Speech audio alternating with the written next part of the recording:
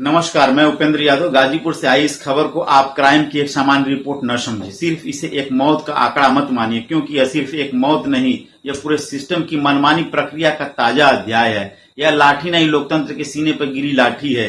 यह चुप्पी नहीं, चीखों से भरी गई खामोशी है। गाजीपुर जिले के नौनारा थाना परिसर में धरने पर बैठे लोगों पर मंगलवार की रात अचानक पुलिस की लाठियां बरसने लगी।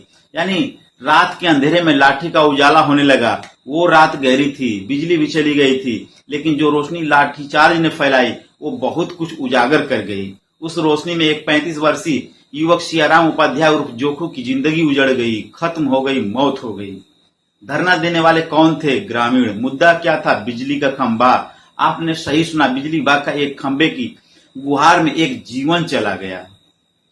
गुरुवार की भोर में सियाराम की मौत हो गई। 3 दिन तक घर में इलाज चलता रहा, क्योंकि अस्पताल जाना शायद आखिरी विकल्प था।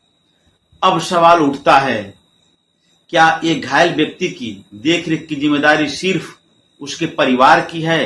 क्या पुलिस को यह अंदाजा नहीं था कि कोई व्यक्ति गंभीर रूप से घायल हुआ है? प्रशासन की चिर परिचित शैली में बयान आता है, जांच की जाएगी। क्या यही वाक्य अब लोकतंत्र की मृत्यु प्रमाण पत्र पर छापा जाता है? अब मौत सिस्टम की समान प्रतिक्रिया बनता जा रहा है। अब जब भी पुलिस लाठीचार्ज करती है, एक ही बयान सुनने को मिल जाता है। एक तरफ लोग होते हैं, दूसरी तरफ सत्ता होती है और बीच में होती है एक खामोशी। गाजीपुर पुलिस अधीक्षक ईरज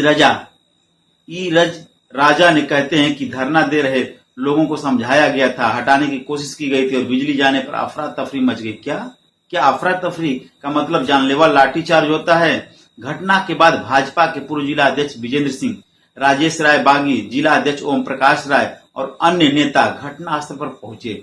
जाहिर है यह अब सिर्फ कानून व्यवस्था का मामला नहीं रह गया, यह राजनीति की रंगमंच पर चल रही स्क्रिप्ट का हिस्सा बन गया है। लेकिन क्या इससे सियाराम के माता पिता को शांति मिलेगी? क्या लाठी चलाने वाले हाथों की पहचान हुई? क्या अब रस्म अदायगी केवल बाकी है? सियाराम की मौत के बाद पूरे गांव में तनाव है, पुलिस बल तैनात है, मीडिया हाजिर है, नेता पहुंचे हुए हैं। लेकिन क्या किसी ने पूछा कि एक व्यक्ति की मौत पर राज्य को यानी सरकार को कितना जवाबदेह ठहराया जाएगा? क्या उस लाठी को पहचानने की जरूरत नहीं है जो सीधे नागरिकों की छाती पर उतरती है? पोस्टमार्टम कराया गया है, जांच चल रही है। ये वही जांच है जो समय के साथ धूल फाकती रहती है। क्या सिर्फ पोस्टमार्टम से न्याय मिलेगा? रिपोर्ट आती है और फिर लोगों को समझ आ जाता है कि न्याय की उम्मीद अब भी सपना है। प्रश्न यह है कि पुलिस ने किस आधार पर बल प्रयोग किया? प्रदर्शनकारियों से संवाद क्यों नहीं किया गया? क्या वीडियोग्राफी कराई गई थी? इसके आदेश पर, किसके आदेश पर लाठीचार्ज हुआ? एक बिजली के खंभे को लेकर अगर लोग धरना दे रहे हैं तो वह प्रशासन की नाकामी का सीधा साधा आईना था, लेकिन पुलिस ने उस आईने को लाठियों से तोड़ दिया। आज का भारत, आज का उत्तर प्रदेश विकास की बात करता है, विजन 2047 का सपना दिखाता है, लेकिन 2025 में क्या किसी खंबे को लेकर भी ऐसे प्रदर्शन होए और आम नागरिक को लठियाया जाए? क्या इतना सिस्टम असंवेदनशील हो गया है कि किसी की जान ले लेता है और मानवाधिकार की बात करने के बजाय डंडा उठाता है? जीवन और व्यक्तिगत स्वतंत्रता का अधिकार, इस समय अनुच्छेद 21 की बात कीजिए तो लोग हंसते हैं। पुलिस की लाठी के आगे संविधान का यह अनुच्छेद अवांछित साहित्य बन चुका है। कोई विरोध करता है तो उसे देशद्रोही, खलिस्तानी, पाकिस्तानी इत्यादि इत्यादि बताया जाता है।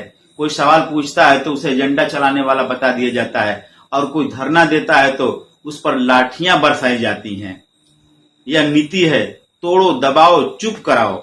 लेकिन गाजीपुर के लोगों का कहना है कि पुलिस जनता की नहीं, सत्ता की सेवा में लगी हुई है। प्रशासन संवाद नहीं, शक्ति का प्रयोग करना पसंद करता है। न्याय सिर्फ नेताजी के पोस्टरों और भाषणों में बचा है। एक लोकतांत्रिक सरकार की भूमिका होती है मां की तरह, जो बच्चे की हर तकलीफ पर पहली आवाज बन जाता है। लेकिन अब राज्य सिर्फ प्रहरी बन गया है, जो निगरानी करता है, सवालों से डरता है और जिम्मेदारी से भागता है। बल प्रयोग की जवाबदेही तय हो, हर लाठी का हिसाब हो, किसने मारी, क्यों मारी, किसके आदेश पर मारी। पुलिस को मानवाधिकारों का ध्यान हो। लाठी चलाने से पहले संवेदना सिखाई जाए, स्वतंत्र जांच एजेंसी से पड़ताल कराई जाए ताकि दोषियों को सजा मिले और पीड़ित को न्याय। पीड़ित परिवार को सरकारी सहायता मिले, सिर्फ पैसे नहीं, इज्जत और सुरक्षा। धरना प्रदर्शन को कुचलने के बजाय सुना जाए। लोकतंत्र का पहला नियम सुनना और चलाना। सियाराम उपाध्याय अब नहीं है। एक और नाम शहीदों की उस फहरिस्त में जुड़ गया है जिसे कोई याद नहीं करता। उनकी माँ, उनकी भाभी, उनका परिवार, उनके गांव के लोग अब सिर्फ सवाल पूछ रहे हैं और पुलिस प्रशासन, सरकार चुप है, प्रशासन मौन है, न्याय शायद कहीं गुम है। ये रिपोर्ट अगर आप तक पहुंचती है तो सोचिए, कल अगर आप अपने अधिकारों के लिए आवाज उठाएंगे तो क्या आपके हिस्से में भी लाठी और कोई सियाराम जैसी चुप्पी तो नहीं होगी। गाजीपुर का यह लाठीचार्ज सिर्फ एक घटना नहीं है, यह समय का आईना है। और आप दर्शकों से सवाल है कि आप अपनी प्रतिक्रिया कमेंट बॉक्स में दें ताकि अगली वीडियो आपके सुझाव पर बना सकूं। अगर वीडियो अच्छी लगी तो शेयर और फॉलो जरूर करें। धन्यवाद।